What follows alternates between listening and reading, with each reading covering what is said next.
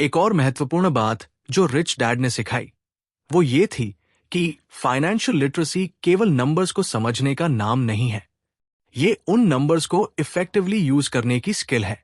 अगर आप जानते हैं कि पैसे को मल्टीप्लाई कैसे करना है तो आप फाइनेंशियल इंडिपेंडेंस की तरफ बढ़ सकते हैं।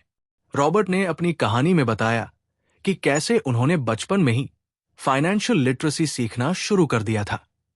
रिच डैड उन्हें अक्सर कैश फ्लो और बजटिंग जैसे कॉन्सेप्ट्स सिखाने के लिए प्रैक्टिकल एग्जाम्पल्स दिया करते थे। उन्होंने कहा, पैसा काम नहीं करता, ये हम हैं जो पैसे को काम में लगाते हैं। रिच डैड का एक और महत्वपूर्ण लेसन था कि पैसे से पैसा बनाना सीखो। उन्होंने रॉबर्ट को बताया कि अगर आपको अमीर बनना है तो आपको पैसे को खुद के लिए काम करने के तरीके खोजने होंगे। ये तभी मुमकिन है जब आप अपनी इनकम का एक हिस्सा एसेट्स में इन्वेस्ट करें। फॉर एग्जाम्पल, कल्पना कीजिए कि आपके पास 5 लाख रुपए हैं। अब आपके पास 2 विकल्प है। पहला, आप उस पैसे से एक बड़ी कार खरीद सकते हैं जो हर महीने डेप्रिसिएट होती जाएगी।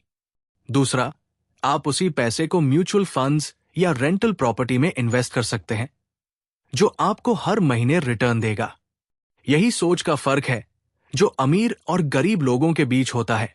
रॉबर्ट बताते हैं कि फाइनेंशियल लिटरेसी का सबसे बड़ा फायदा यह है कि ये आपको अपने गोल्स के लिए पैसे को इफेक्टिवली यूज करना सिखाती है।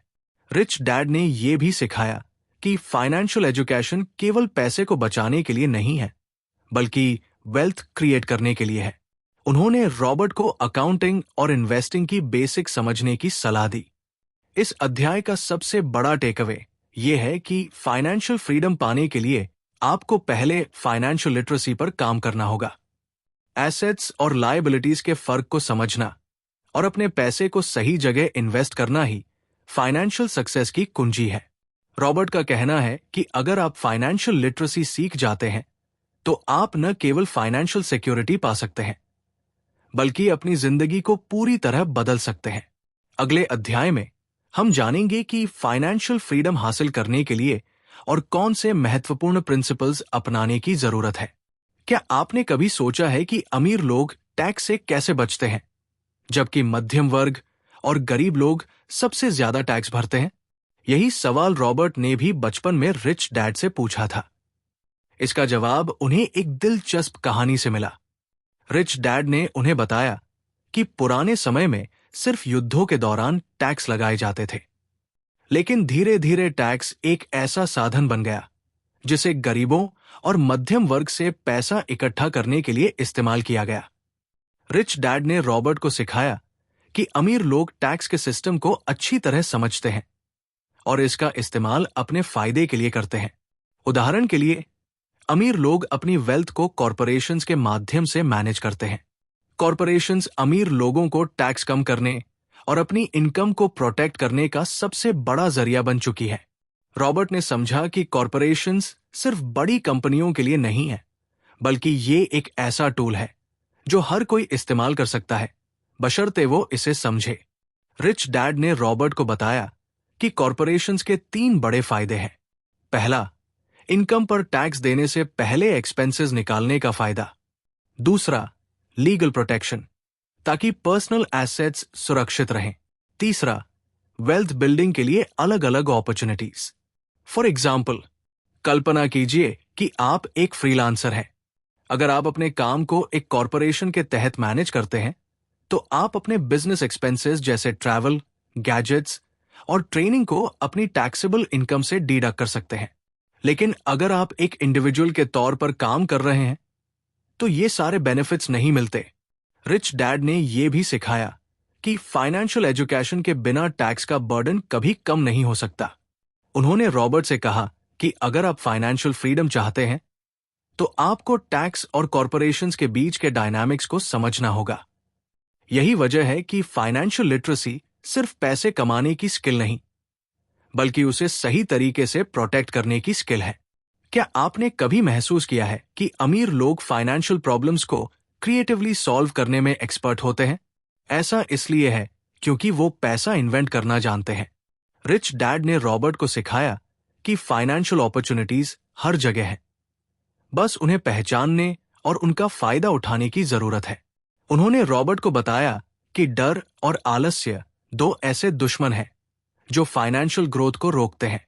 रिच डैड ने एक दिलचस्प उदाहरण दिया। उन्होंने कहा कि जब कोई कहता है मैं इसे अफोर्ड नहीं कर सकता, तो उसका दिमाग ऑटोमेटिकली बंद हो जाता है। लेकिन जब आप पूछते हैं मैं इसे कैसे अफोर्ड कर सकता हूं, तो आपका दिमाग क्रिएटिव सॉल्यूशंस ढूंढने लगता है। यही माइंडसेट अमीर और गरीब लोगों के बीच का सबसे बड़ा फर्क है। रॉबर्ट ने एक पर्सनल कहानी भी साझा की। उन्होंने बताया कि जब वो पहली बार रियल एस्टेट इन्वेस्टमेंट में कूदे तो उनके पास ज्यादा पैसे नहीं थे, लेकिन उन्होंने क्रिएटिवली सोचते हुए एक ऐसा प्रॉपर्टी डील किया जिसमें उन्हें कम इनिशियल इन्वेस्टमेंट के साथ बड़ा रिटर्न मिला। ये सब उन्होंने फाइनेंशियल लिटरेसी और क्रिएटिव थिंकिंग के जरिए किया। फॉर एग्जाम्पल, मान लीजिए कि आप एक प्रॉपर्टी खरीदना चाहते हैं, लेकिन आपके पास डाउन पेमेंट के लिए पैसे नहीं हैं। आप ओनर से नेगोशिएट करके लीज टू ओन अग्रीमेंट कर सकते हैं, जहां आप धीरे धीरे प्रॉपर्टी का ओनरशिप हासिल करें। यही क्रिएटिव फाइनेंशियल थिंकिंग है। रिच डैड ने रॉबर्ट को सिखाया कि फाइनेंशियल सक्सेस का रास्ता हमेशा आसान नहीं होता, लेकिन अगर आप डर और आलस्य को अपने ऊपर हावी नहीं होने देते, तो आप हर चैलेंज को अपॉर्चुनिटी में बदल सकते हैं। उन्होंने ये भी कहा कि फाइनेंशियल एजुकेशन सिर्फ नंबर्स को समझने का नाम नहीं है, बल्कि माइंडसेट को डेवलप करने का नाम है। रॉबर्ट ने बताया कि फाइनेंशियल इंटेलिजेंस सिर्फ प्रॉब्लम सॉल्विंग के बारे में नहीं है, बल्कि अपॉर्चुनिटीज को क्रिएट करने के बारे में भी है। अगर आप फाइनेंशियल सक्सेस चाहते हैं, तो आपको पैसा इन्वेंट करने की कला सीखनी होगी। क्या आप जानते हैं कि एक अच्छी सैलरी की चाह में करियर बनाना फाइनेंशियल फ्रीडम की गारंटी नहीं देता? रॉबर्ट ने अपनी जिंदगी से सीखा कि पैसा कमाने के लिए स्किल्स की जरूरत होती है, और ये स्किल्स किसी भी ट्रेडिशनल नौकरी से ज्यादा महत्वपूर्ण होती है। इस चैप्टर में उन्होंने बताया कि रिच डैड ने उन्हें सिखाया कि नौकरी का मकसद सिर्फ पैसा कमाना नहीं होना चाहिए, बल्कि सीखना होना चाहिए। रिच डैड ने रॉबर्ट से कहा, अगर तुम फाइनेंशियल फ्रीडम चाहते हो, तो हमेशा सीखने पर फोकस करो, ना कि पैसे पर। उन्होंने रॉबर्ट को रियल वर्ल्ड एग्जाम्पल्स दिए, जैसे सेल्स, मार्केटिंग, इन्वेस्टिंग और कम्युनिकेशन की स्किल्स। रॉबर्ट ने अपने एक दोस्त की कहानी साझा की। उनके दोस्त ने MBA की डिग्री ली और एक बड़ी कंपनी में अच्छी सैलरी वाली नौकरी पाली, लेकिन कुछ सालों बाद जब कंपनी डाउनसाइजिंग करने लगी, तो उनकी नौकरी चली गई। इसके विपरीत एक और दोस्त ने डाइवर्स स्किल्स सीखी, जैसे पब्लिक स्पीकिंग और इन्वेस्टिंग। भले ही उनकी इनिशियल सैलरी कम थी, लेकिन कुछ सालों बाद वो फाइनेंशियली इंडिपेंडेंट बन गए। रिच डैड ने यह भी समझाया कि जिंदगी में एक ही स्किल पर निर्भर रहना फाइनेंशियल रिस्क बढ़ा सकता है। उन्होंने रॉबर्ट को अलग अलग जॉब्स करने की सलाह दी, ताकि उन्हें डाइवर्स स्किल्स सीखने का मौका मिले। उदाहरण के लिए, उन्होंने रॉबर्ट को सेल्स में काम करने के लिए कहा, ताकि वो लोगों से बातचीत करना और नेगोशिएशन सीख सकें। फॉर एग्जाम्पल, मान लीजिए आप एक सॉफ्टवेयर डेवलपर हैं। अगर आप केवल कोडिंग पर फोकस करते हैं, तो आपका ग्रोथ लिमिटेड रहेगा। लेकिन अगर आप कोडिंग के साथ साथ प्रोजेक्ट मैनेजमेंट और क्लाइंट कम्युनिकेशन सीखते हैं, तो आपके करियर में नए अपॉर्चुनिटीज खुलेंगे। रिच डैड ने यह भी सिखाया कि फाइनेंशियल एजुकेशन सिर्फ नंबर समझने तक सीमित नहीं है। ये माइंडसेट, अडेप्टेबिलिटी और क्रिएटिविटी को बढ़ाने के बारे में है। उन्होंने कहा, हर नई स्किल तुम्हें एक नया इनकम स्ट्रीम दे सकती है, इसलिए हमेशा सीखते रहो। हमेशा स्किल्स पर फोकस करें, ना कि सैलरी पर। डाइवर्स स्किल्स आपको फाइनेंशियल इंडिपेंडेंस की ओर ले जाती है। जॉब को एक लर्निंग प्लेटफॉर्म की तरह देखें।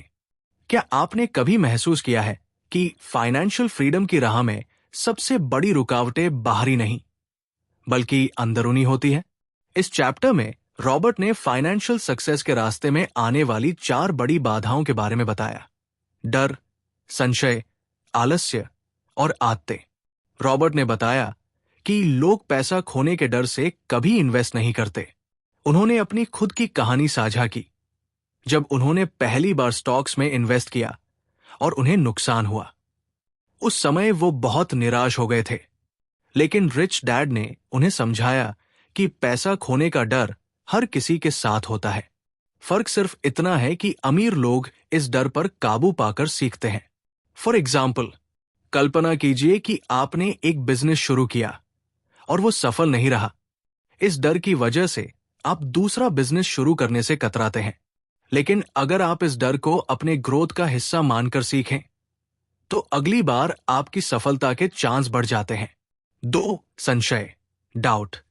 रिच डैड ने रॉबर्ट को बताया कि लोग अपने डिसीजंस पर डाउट करके अपॉर्चुनिटीज को खो देते हैं। संशय आपके कॉन्फिडेंस को कमजोर करता है और आपको एक्शन लेने से रोकता है। उन्होंने कहा, दुनिया में सबसे बड़ी असफलता वो है जो कभी शुरू ही नहीं हुई। 3. आलस्य, लेजीनेस। आलस्य फाइनेंशियल प्रोग्रेस का सबसे बड़ा दुश्मन है। रॉबर्ट ने बताया कि लोग काम के बाद टीवी देखने या आराम करने में इतना व्यस्त हो जाते हैं कि अपनी फाइनेंशियल सिचुएशन को इंप्रूव करने के बारे में सोचते ही नहीं। रिच डैड ने उन्हें प्रोडक्टिव हैबिट्स अडॉप्ट करने की सलाह दी। आदतें, हैबिट्स। रॉबर्ट ने बताया कि अमीर लोग अपनी फाइनेंशियल हैबिट्स पर ध्यान देते हैं। उन्होंने एक नियम बनाया, पैसे को पहले अपने लिए काम पर लगाओ, फिर दूसरों के लिए। इसका मतलब है कि सबसे पहले इन्वेस्ट करो, फिर खर्च करो। फाइनेंशियल सक्सेस के लिए डर और संशय पर काबू पाएं। आलस्य को डिसिप्लिन से बदलें। फाइनेंशियली स्मार्ट हैबिट्स को डेवलप करें। क्या आपने कभी वो पल महसूस किया है जब आप फाइनेंशियल इंडिपेंडेंस का सपना देखते हैं, लेकिन ये समझ नहीं आता कि शुरुआत कहां से करें? रवि, एक 30 साल का युवक जो अच्छी नौकरी करता था, लेकिन हमेशा सोचता था कि पैसे को सही तरीके से कैसे इन्वेस्ट किया जाए। एक दिन उसने डिसाइड किया कि वो अपनी फाइनेंशियल जर्नी शुरू करेगा। उसने पहले फाइनेंशियल एजुकेशन पर ध्यान दिया और छोटे छोटे स्टेप्स के साथ इन्वेस्टमेंट्स शुरू की। कुछ सालों बाद रवि ने अपने एफर्ट्स के दम पर पैसिव इनकम स्ट्रीम्स बना लिए। रिच डैड ने रॉबर्ट को भी कुछ इसी तरह सिखाया कि फाइनेंशियल जर्नी में पहला कदम सबसे कठिन होता है। रॉबर्ट ने फाइनेंशियल सक्सेस की शुरुआत के लिए जरूरी माइंडसेट और प्रैक्टिकल स्टेप्स के बारे में बताया है। Step 1, bold decision making. Rich dad ने रॉबर्ट से कहा, आपकी फाइनेंशियल जर्नी तभी शुरू होती है जब आप एक बोल्ड डिसीजन लेते हैं। शुरुआत में डर और असमंजस हो सकता है, लेकिन यह जरूरी है कि आप पहला कदम उठाएं। फॉर एग्जाम्पल, अगर आप स्टॉक मार्केट में इन्वेस्ट करना चाहते हैं, तो सबसे पहले बेसिक नॉलेज हासिल करें। फिर एक स्मॉल अमाउंट से इन्वेस्टमेंट शुरू करें। यह कदम भले ही छोटा हो, लेकिन यह आपकी कॉन्फिडेंस बिल्डिंग के लिए बहुत जरूरी है। रिच डैड ने रॉबर्ट को एक सिंपल प्रिंसिपल बताया, take action before you are ready. इसका मतलब है कि परफेक्ट समय का इंतजार ना करें। Step 2, master one skill at a time. Rich dad ने फाइनेंशियल स्किल्स को सीढ़ियों की तरह देखने को कहा। उन्होंने रॉबर्ट से कहा कि एक बार में एक स्किल सीखने पर फोकस करें। रॉबर्ट ने पहली स्किल के रूप में रियल एस्टेट इन्वेस्टिंग चुनी। उन्होंने प्रॉपर्टीज का एनालिसिस करना सीखा और धीरे धीरे इस फील्ड में एक्सपर्ट बन गए। फॉर एग्जाम्पल, मान लीजिए आप अपना पहला रेंटल प्रॉपर्टी खरीदना चाहते हैं। शुरुआत में लोकेशन और बजट के बारे में सीखें। धीरे धीरे नेगोशिएशन और प्रॉपर्टी मैनेजमेंट की स्किल्स पर काम करें। Step 3, set clear financial goals. Rich dad ने रॉबर्ट को फाइनेंशियल गोल्स सेट करने की इंपॉर्टेंस बताई। उन्होंने कहा, अगर आप नहीं जानते कि आपको कहां जाना है, तो आप कहीं नहीं पहुंचेंगे। रॉबर्ट ने खुद के लिए 3 गोल्स सेट किए। पैसिव इनकम के लिए 3 रेंटल प्रॉपर्टीज खरीदना, स्टॉक मार्केट से मंथली डिविडेंड्स प्राप्त करना, अपनी सेविंग्स को अगले 5 साल में डबल करना। गोल्स को रियलिस्टिक और मेजरेबल बनाएं। क्या आप जानते हैं कि एक अच्छी सैलरी की चाह में करियर बनाना फाइनेंशियल फ्रीडम की गारंटी नहीं देता? रॉबर्ट ने अपनी जिंदगी से सीखा कि पैसा कमाने के लिए स्किल्स की जरूरत होती है, और ये स्किल्स किसी भी ट्रेडिशनल नौकरी से ज्यादा महत्वपूर्ण होती है। इस चैप्टर में उन्होंने बताया कि रिच डैड ने उन्हें सिखाया कि नौकरी का मकसद सिर्फ पैसा कमाना नहीं होना चाहिए, बल्कि सीखना होना चाहिए।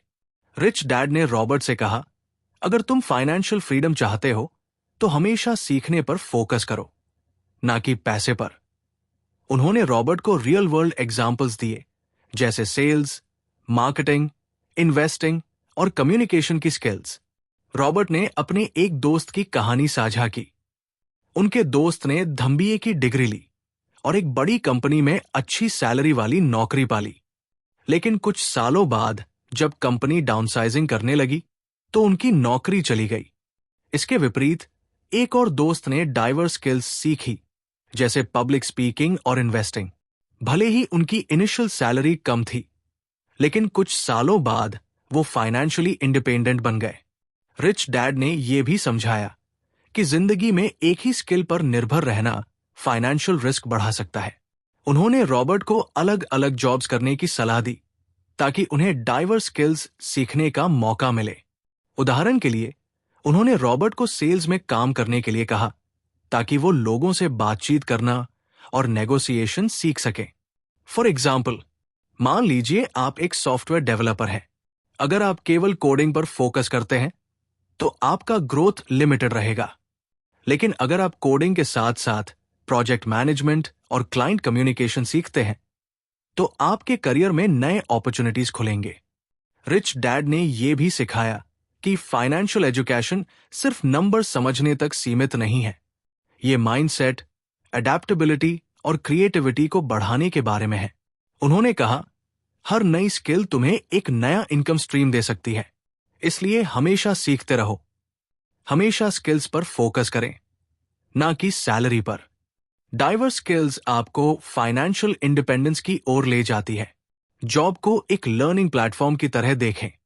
क्या आपने कभी महसूस किया है कि फाइनेंशियल फ्रीडम की राह में सबसे बड़ी रुकावटें बाहरी नहीं, बल्कि अंदरूनी होती हैं? इस चैप्टर में रॉबर्ट ने फाइनेंशियल सक्सेस के रास्ते में आने वाली 4 बड़ी बाधाओं के बारे में बताया: डर, संशय, आलस्य और आदतें। रॉबर्ट ने बताया कि लोग पैसा खोने के डर से कभी इन्वेस्ट नहीं करते। उन्होंने अपनी खुद की कहानी साझा की, जब उन्होंने पहली बार स्टॉक्स में इन्वेस्ट किया और उन्हें नुकसान हुआ। उस समय वो बहुत निराश हो गए थे, लेकिन रिच डैड ने उन्हें समझाया कि पैसा खोने का डर हर किसी के साथ होता है। फर्क सिर्फ इतना है कि अमीर लोग इस डर पर काबू पाकर सीखते हैं। फॉर एग्जाम्पल, कल्पना कीजिए कि आपने एक बिजनेस शुरू किया और वो सफल नहीं रहा। इस डर की वजह से आप दूसरा बिजनेस शुरू करने से कतराते हैं। लेकिन अगर आप इस डर को अपने ग्रोथ का हिस्सा मानकर सीखें, तो अगली बार आपकी सफलता के चांस बढ़ जाते हैं। 2. संशय, डाउट। रिच डैड ने रॉबर्ट को बताया कि लोग अपने डिसीजंस पर डाउट करके अपॉर्चुनिटीज को खो देते हैं। संशय आपके कॉन्फिडेंस को कमजोर करता है और आपको एक्शन लेने से रोकता है। उन्होंने कहा, दुनिया में सबसे बड़ी असफलता वो है जो कभी शुरू ही नहीं हुई। 3. आलस्य, लेजीनेस। आलस्य फाइनेंशियल प्रोग्रेस का सबसे बड़ा दुश्मन है। रॉबर्ट ने बताया कि लोग काम के बाद टीवी देखने या आराम करने में इतना व्यस्त हो जाते हैं कि अपनी फाइनेंशियल सिचुएशन को इंप्रूव करने के बारे में सोचते ही नहीं। रिच डैड ने उन्हें प्रोडक्टिव हैबिट्स अडॉप्ट करने की सलाह दी। आदतें, हैबिट्स। रॉबर्ट ने बताया कि अमीर लोग अपनी फाइनेंशियल हैबिट्स पर ध्यान देते हैं। उन्होंने एक नियम बनाया: पैसे को पहले अपने लिए काम पर लगाओ, फिर दूसरों के लिए। इसका मतलब है कि सबसे पहले इन्वेस्ट करो, फिर खर्च करो। फाइनेंशियल सक्सेस के लिए डर और संशय पर काबू पाएं। आलस्य को डिसिप्लिन से बदलें। फाइनेंशियली स्मार्ट हैबिट्स को डेवलप करें।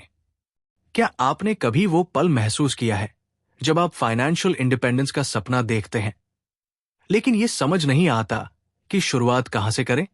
रवि, एक 30 साल का युवक जो अच्छी नौकरी करता था, लेकिन हमेशा सोचता था कि पैसे को सही तरीके से कैसे इन्वेस्ट किया जाए। एक दिन उसने डिसाइड किया कि वो अपनी फाइनेंशियल जर्नी शुरू करेगा। उसने पहले फाइनेंशियल एजुकेशन पर ध्यान दिया और छोटे छोटे स्टेप्स के साथ इन्वेस्टमेंट्स शुरू की। कुछ सालों बाद रवि ने अपने एफर्ट्स के दम पर पैसिव इनकम स्ट्रीम्स बना लिए। रिच डैड ने रॉबर्ट को भी कुछ इसी तरह सिखाया कि फाइनेंशियल जर्नी में पहला कदम सबसे कठिन होता है। रॉबर्ट ने फाइनेंशियल सक्सेस की शुरुआत के लिए जरूरी माइंडसेट और प्रैक्टिकल स्टेप्स के बारे में बताया है। Step 1, bold decision making. Rich dad ने रॉबर्ट से कहा, आपकी फाइनेंशियल जर्नी तभी शुरू होती है जब आप एक बोल्ड डिसीजन लेते हैं। शुरुआत में डर और असमंजस हो सकता है, लेकिन यह जरूरी है कि आप पहला कदम उठाएं। फॉर एग्जाम्पल, अगर आप स्टॉक मार्केट में इन्वेस्ट करना चाहते हैं तो सबसे पहले बेसिक नॉलेज हासिल करें। फिर एक स्मॉल अमाउंट से इन्वेस्टमेंट शुरू करें। यह कदम भले ही छोटा हो, लेकिन यह आपकी कॉन्फिडेंस बिल्डिंग के लिए बहुत जरूरी है। रिच डैड ने रॉबर्ट को एक सिंपल प्रिंसिपल बताया, take action before you are ready. इसका मतलब है कि परफेक्ट समय का इंतजार ना करें। Step 2, master one skill at a time. Rich dad ने फाइनेंशियल स्किल्स को सीढ़ियों की तरह देखने को कहा। उन्होंने रॉबर्ट से कहा कि एक बार में एक स्किल सीखने पर फोकस करें। रॉबर्ट ने पहली स्किल के रूप में रियल एस्टेट इन्वेस्टिंग चुनी। उन्होंने प्रॉपर्टीज का एनालिसिस करना सीखा और धीरे धीरे इस फील्ड में एक्सपर्ट बन गए। फॉर एग्जाम्पल, मान लीजिए आप अपना पहला रेंटल प्रॉपर्टी खरीदना चाहते हैं। शुरुआत में लोकेशन और बजट के बारे में सीखें। धीरे धीरे नेगोशिएशन और प्रॉपर्टी मैनेजमेंट की स्किल्स पर काम करें। Step 3, set clear financial goals. Rich dad ने रॉबर्ट को फाइनेंशियल गोल्स सेट करने की इंपॉर्टेंस बताई। उन्होंने कहा, अगर आप नहीं जानते कि आपको कहां जाना है तो आप कहीं नहीं पहुंचेंगे। रॉबर्ट ने खुद के लिए 3 गोल्स सेट किए। पैसिव इनकम के लिए 3 रेंटल प्रॉपर्टीज खरीदना, स्टॉक मार्केट से मंथली डिविडेंड्स प्राप्त करना, अपनी सेविंग्स को अगले 5 साल में डबल करना। गोल्स को रियलिस्टिक और मेजरेबल बनाएं। Step 4, network with like minded people. Rich dad ने सिखाया कि फाइनेंशियल सक्सेस अकेले हासिल करना मुश्किल है। उन्होंने रॉबर्ट को एडवाइज किया कि वो ऐसे लोगों के साथ कनेक्ट करें जो फाइनेंशियली सक्सेसफुल है। फॉर एग्जाम्पल, अगर आप इन्वेस्टिंग में नए हैं तो सेमिनार्स और वर्कशॉप्स में जाएं। यहां आप उन लोगों से मिल सकते हैं जिन्होंने ऑलरेडी सक्सेस हासिल की है। उनके एक्सपीरियंसेस से सीखना आपकी जर्नी को आसान बना सकता है। Step 5, overcome fear with knowledge. Rich dad ने बताया कि डर फाइनेंशियल प्रोग्रेस का सबसे बड़ा दुश्मन है, लेकिन इस डर को नॉलेज और एक्शन के जरिए ओवरकम किया जा सकता है। रॉबर्ट ने पहली बार जब स्टॉक्स में इन्वेस्ट किया तो वो बहुत डर गए थे, लेकिन रिच डैड ने उन्हें एनकरेज किया कि वो ज्यादा से ज्यादा लर्न करें। धीरे धीरे उनका कॉन्फिडेंस बढ़ा। Step 6, think big, start small. Rich dad ने रॉबर्ट को एडवाइज किया कि वो बड़े सपने देखें, लेकिन शुरुआत छोटे स्टेप से करें। फॉर एग्जाम्पल, अगर आपका सपना है कि आप एक बड़ी कंपनी शुरू करें तो शुरुआत फ्रीलांसिंग या छोटे प्रोजेक्ट से करें। ये छोटे स्टेप्स आपको एक्सपीरियंस और फाइनेंशियल बैकअप देंगे। दोस्तों, रिच डैड पुअर डैड एक ऐसी किताब है जो हमें पैसे और वित्तीय शिक्षा के बारे में सोचने का एक नया तरीका देती है। इस किताब में रॉबर्ट कियोस्की ने 2 अलग अलग पेरेंट्स के दृष्टिकोण से जीवन के महत्वपूर्ण पाठ सिखाए हैं। ये किताब आपको दिखाती है कि कैसे आप अपनी मानसिकता को बदलकर आर्थिक स्वतंत्रता पा सकते हैं और अपने वित्तीय भविष्य को बेहतर बना सकते हैं। अगर आपको यह वीडियो पसंद आया हो तो हमारे चैनल बुक बाइट्स हिंदी को सब्सक्राइब करना न भूलें और डिस्क्रिप्शन में दिए गए अफिलिएट लिंक से इस किताब को खरीदें। अगली वीडियो में हम इस किताब के और दिलचस्प चैप्टर्स के साथ आएंगे। तब तक के लिए कीप लर्निंग, कीप इनोवेटिंग।